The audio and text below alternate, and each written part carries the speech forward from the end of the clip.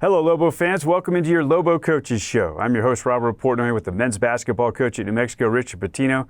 Coach Pitino, great to be with you. We're going to talk about a couple of basketball games on our show today, but you guys are coming off a little bye, a weekend off with a chance to work on getting better as a team. How did that go? Good. You never want to do it when you lose. You always want the bye after you win. But it was a necessary break. We took 2 days off and then got back at it Saturday, Sunday, Monday, leading up to Wyoming. But I think whenever you lose a game, especially when you lose a game at home, I think it's so hard because we know it's such an advantage to play in the pit, and it doesn't guarantee every win. But we felt like we didn't take advantage of that opportunity. So. Disappointed, but I think more than anything, you got to provide clarity of the big picture, and still in obviously really good shape. One game out of first place, still very much in the hunt for a potential NCAA tournament bid.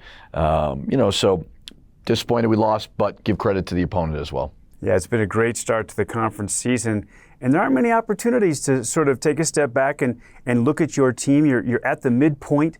How much work can you do in the middle of a season like this with a couple of extra days to kind of look at the Lobos and just work on yourself? Well, it's what you try to do, but you're starting to get into the dog days of February a little bit. So sometimes it could be the mental component of just, because you want them to be rested.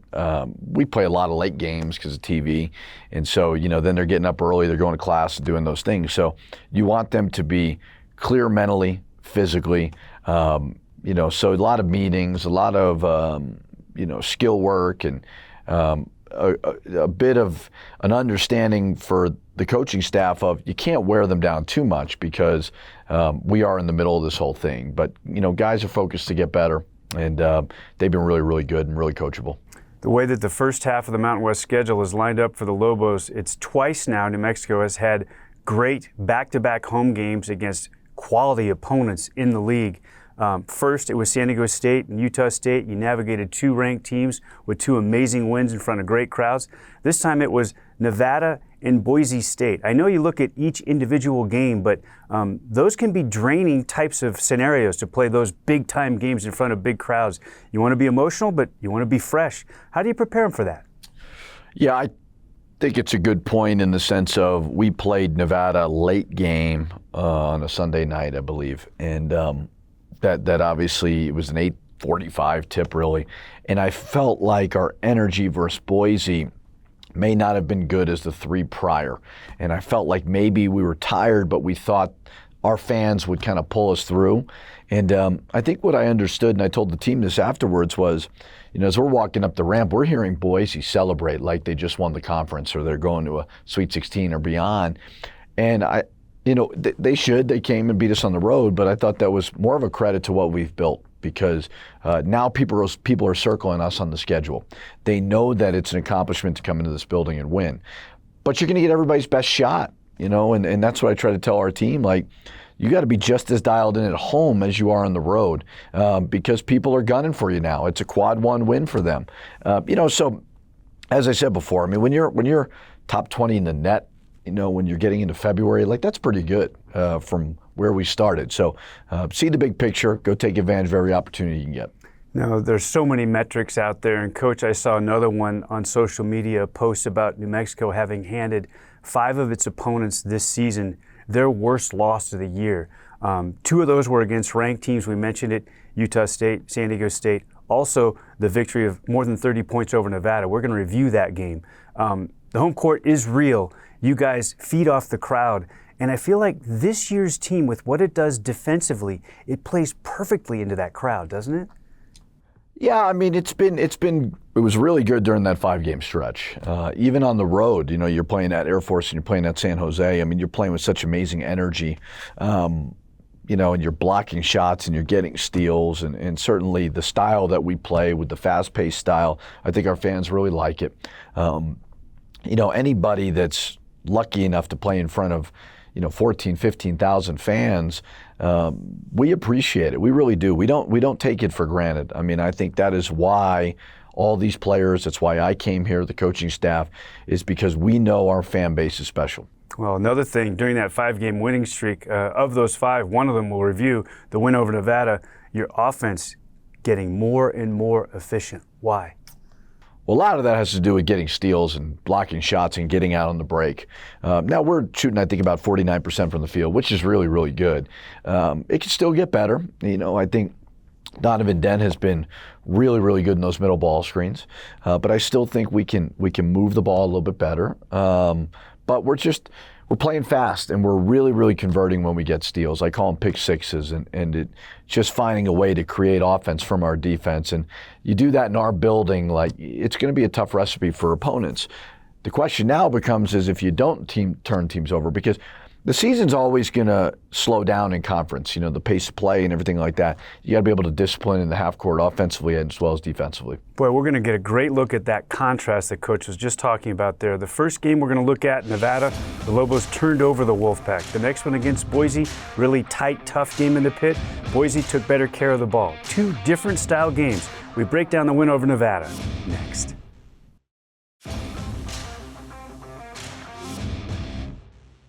We're back on your Lobo Coaches Show with the men's basketball coach at New Mexico, Richard Pitino. The Lobos hosted Nevada in an electric pit. New Mexico and the rival Wolfpack. And what a game your team played, Coach. Yeah, I mean, we were certainly ready to go for this game. It was a great environment. Our guys were really, really good at getting out on the break, making some big-time shots. I mean, Jalen House, when he gets going like that, it's really, really hard to guard. And then I thought our ball screen game stuff was really good as well. A little ball screen ducking we work on a lot. Nelly Jr. Joseph was terrific in this contest, Coach, with a double-double. And how about JT Toppin stepping out and knocking down a three? Yeah, I mean, it's always a nice dimension. When you have four guys on the perimeter that can shoot, it just opens up the court, and you see right there, Mustafa sits a ball screen and pops. It gives Donovan Dent that lane to go drive it. Mashburn Jr., what does this do for his pull-up game when he's able to split defenders and get to the rim like that? Yeah, he's got to be able to do both. I mean, he's obviously always going to be a mid-range, really good at shooting that shot, but he's got to get to the rim. I think what's been very good is his three-point shot has been better, and we want to continue to look down low to those guys. I think that's something we got to continue to work on.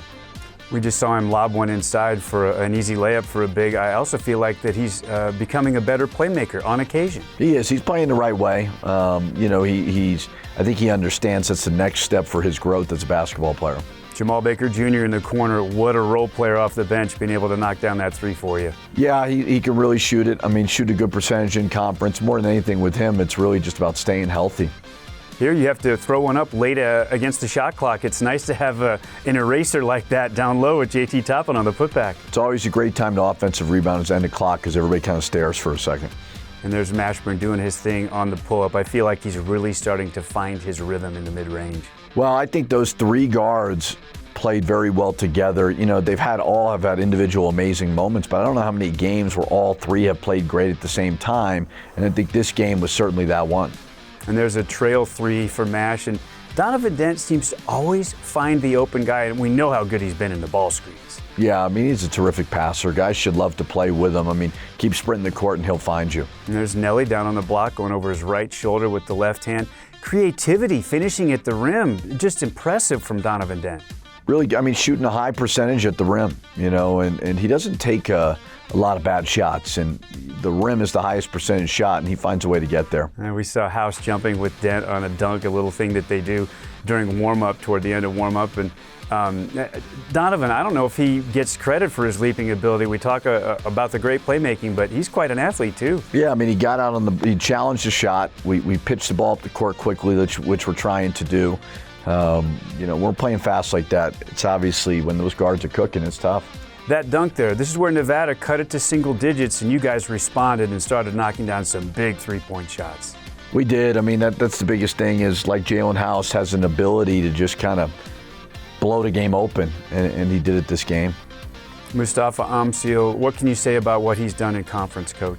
Yeah, it's just that's where experience really helps, because when you start with the slump that he had, older guys can maybe snap out of it a little bit easier because there's a maturity level to, okay, just stay the course, keep putting in the reps. And you've talked about this. These can be just backbreakers for an opponent. House is so good with that pull-up transition three. When he steps into it, he's money. Well, you just watching this game versus the contrast of Boise State, just the shot making was so different. And we just were not able to do it versus Boise, which I'm sure we'll talk about. But I mean, when we're making shots from 1s, 2s, 3s, and 4s like that, it's going to be hard for us to be stopped. And then you're getting steals like this, you're getting out on the break, you're getting the building going. It's fun to be a part of. Yeah, nice little behind the back bounce pass there for Mustafa for the trail dunk. Jalen House is such a showman. And there's a wraparound pass for Donnie setting up a wing three.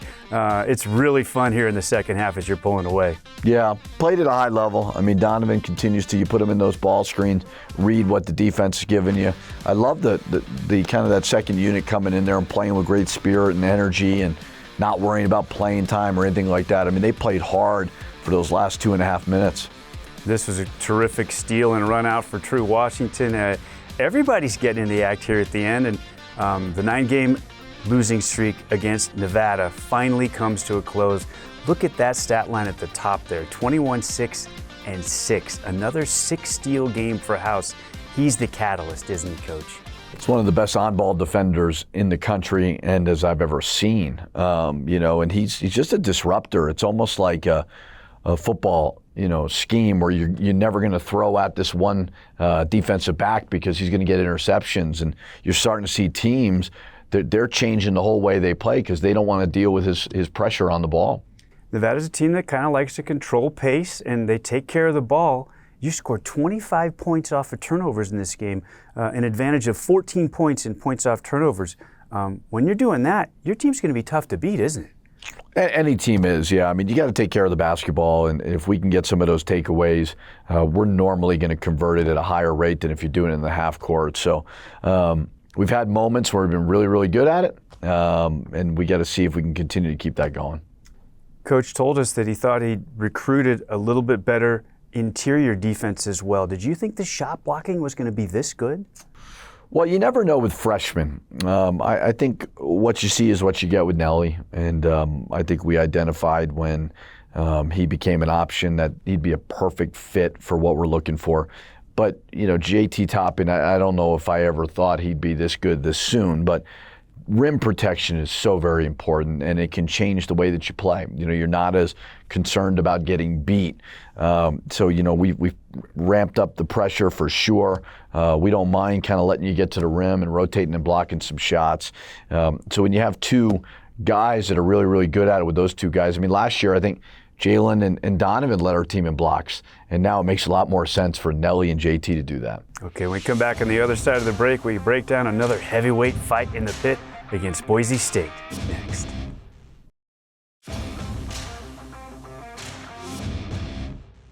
Welcome back on your Lobo Coaches Show with the men's basketball coach at New Mexico, Richard Pitino. It's time to break down a heavyweight fight with Boise State in the pit. This was a terrific battle, but a different kind of game, much more in the half court, wasn't it, Coach? It was, and we started off great. We really executed well. Obviously, when JT's knocking down shots like that, that's very, very helpful. They wanted to slow it down a lot more. But I thought for the most part with our ball screens and our offense, we were pretty good. It was just the half-court defense that certainly let us down. Donovan Dent played the best game of his career in a season where he has just broken out and proven to be one of the better guards in the country. This was an unbelievable performance. Yeah, offensively, he was really, really good. We kept putting him in those middle ball screens, and he just found a way to convert at the rim. And he's just hard to stop, when he's just kind of slithering in the lane like he does. A lot of good things happen. And there's Mustafa Amsil. We saw him knock down a couple of threes in the victory over Nevada. So they honor that, and then he can take you off the bounce too.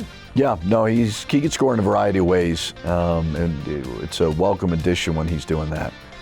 Boy, Dent, the variety of moves finishing at the rim, that little swim move where he brings the ball over top of the defender. He can scoop it from both sides with both hands.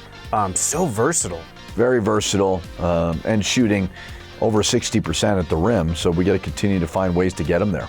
There was a Max Rice three, and obviously that was a big piece of this story.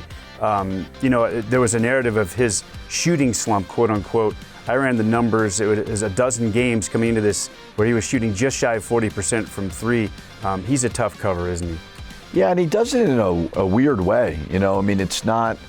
We look back, we put a bunch of different guys on him, and it wasn't like he was, hurting one guy. It wasn't really a matchup. It was just kind of throughout the flow of the game on a transition break, or we really only had 2 or 3 breakdowns in the half court schematically with him. But give him credit, I mean, those guys came in here and they weren't intimidated by the crowd, and he made big shots. Yeah, you guys made a quick run at the start of the game, forced an early timeout. Boise responded and took a lead, and there's Amsil again, this time down the left rail with the left hand, showing his versatility at the rim. Yeah, really good finisher. Nice little driving kick here by Donovan. I mean, we want to get those paint touches, kick out threes. We were right there. I mean, they just had a couple better minutes than we did.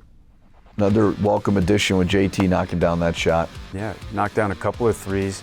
There wasn't as much of this in this game, was there? The runouts and the layups in transition. We weren't getting as many stops. You got to be able to get stops in the half court in order to get out on the break. And if you're not going to get steals, it's hard. So when we had opportunities like this, we were certainly pretty good at it. It was a rip-away block by Toppin that created a little bit of an advantage, and Mashburn knifing inside and finishing at the rim. Yeah, we got to continue to get to the rim, and I thought Mash and House shot maybe a little bit too much when the shot wasn't falling. Get to the rim like Donovan did, get to the rim like Mash did there. That's a great point. If the outside jumper isn't going, go ahead and see if you can get to the iron and create something that way. There's another Rice three. He's going to have one here coming up at about the 3-minute mark that I felt like was sort of the dagger, and it was just a throw it up from the hip kind of deal where you just shake your head. Yeah, most coaches would be mad at their players if they shot a shot like that, but it was a 6-point game.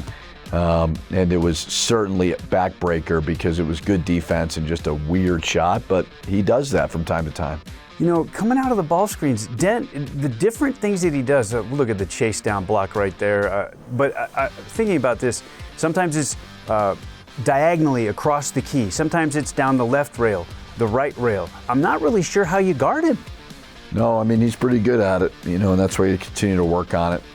That was a little over help. We didn't really need to help that much on Degenhart, and then he knocks down the 3. And there's another great finish by Dent.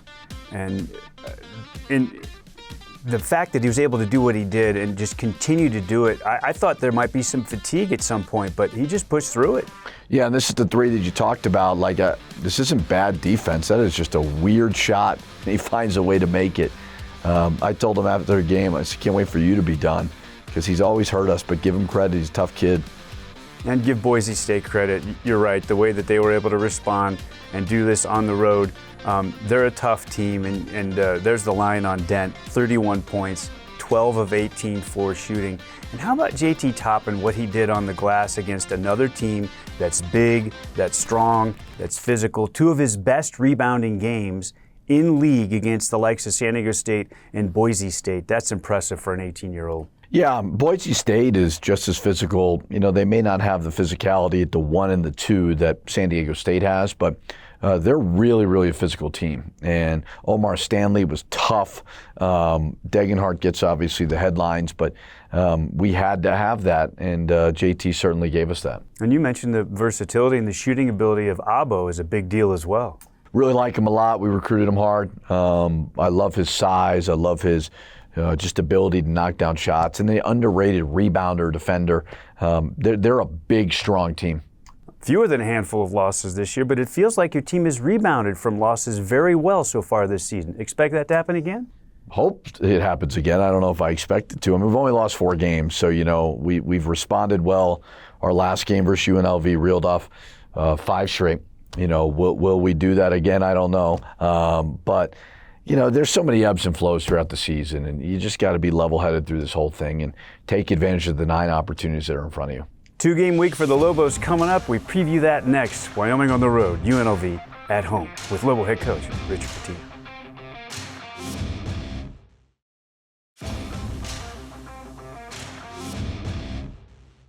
Back to wrap up another edition of your Lobo Coaches Show with the men's basketball coach at New Mexico, Richard Pitino. I'm Robert Portnoy.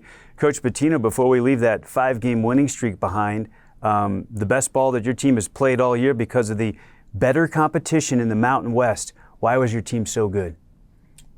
Playing hard, playing tough, playing confident.